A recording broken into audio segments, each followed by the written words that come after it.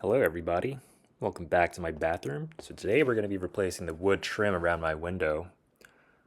The window's a little shallower than other windows that I've seen, but in any case there is water damage around it, so we're going to be replacing the wood with PVC plastic trim, and I'll show you how I did that.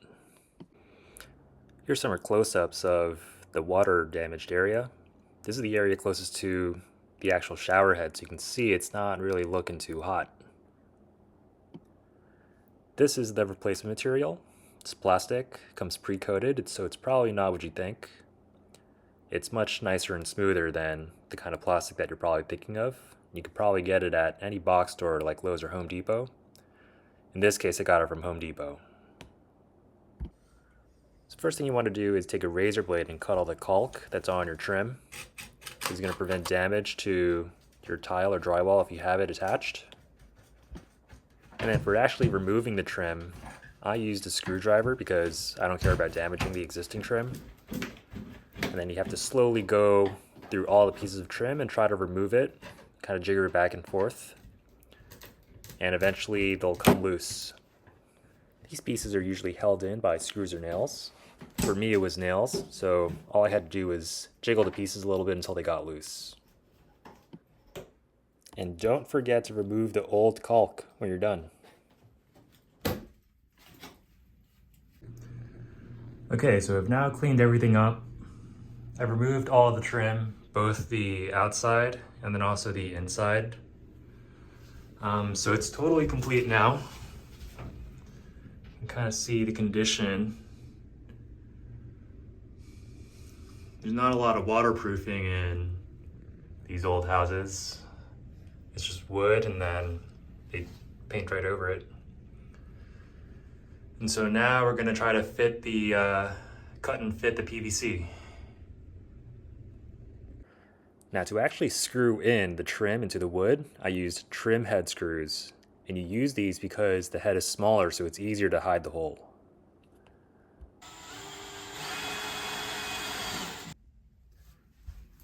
All right, and that's what it looks like. So we're gonna cover that with caulk later, but I'm gonna put some more screws in. One other thing is that when you're installing the sill, you wanna make sure that it's sloped slightly downwards. So that way water doesn't stand on the sill, but instead goes down towards the tub. Okay, so the profile of this window is pretty non-standard, I'd say. So essentially you have like this lip that comes out, and then you need to cover this face. So what I did is I cut this little triangle portion. So that'll just sit in this corner like this, and then I'll have a flat portion. There we go. So here's the flat portion. And then that'll just sit like this. Then everything will be caulked together, and then we'll have a piece that goes up top. So you can kind of see there's been pretty big damage to the drywall, probably from all the moisture that's been creeping in. But I won't be solving that today. That'll be for a remodel.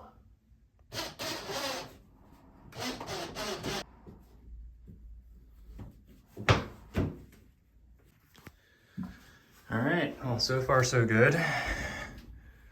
So we have both pieces on both sides, all in. So just to be clear about what exactly I do. First I screw in the little hole, and then I countersink it a little bit so the head fits in. And then I put in the screw. So that's how I get it flush like that. 36 5/8. Okay. This. All right, great, this is it. And now it's caulk time.